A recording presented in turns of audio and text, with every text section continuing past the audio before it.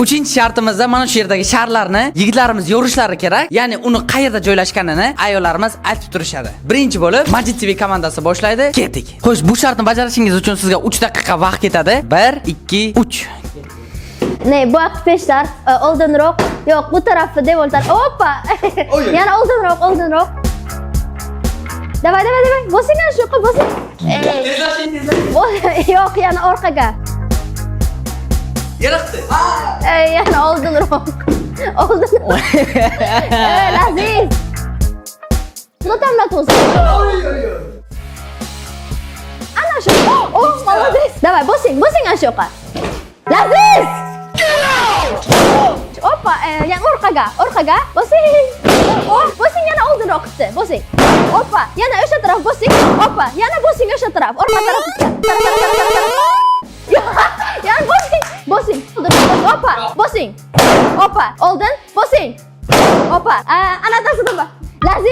Laziz niç? Bo'ldi. Vaqt tugadi. Yaxshi, 9tasini yorishga erishsangiz, qanday bu natijaga erishsiz? Bu natijaga xotinim tufayli erishdim. Men ham yordam berdim lekin. Endi xotinimni baqirishlari tufayli bildim qana yordam berganingni.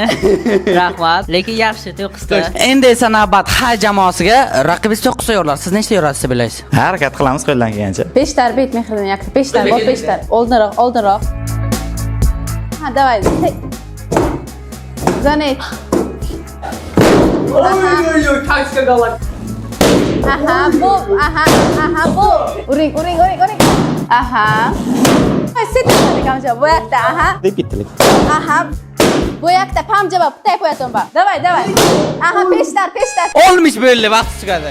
Ikkala jamoamiz ham H jamoasi ham 9tadan yorganlar uchun. Endi bizda sovg'a bor, ya'ni Mirxan restorani tomonidan mana shunaqa sovg'alarimiz tayyorlab qo'yilgan sizlarga. Vansuri bilan aniqlaymiz. Don Ziki.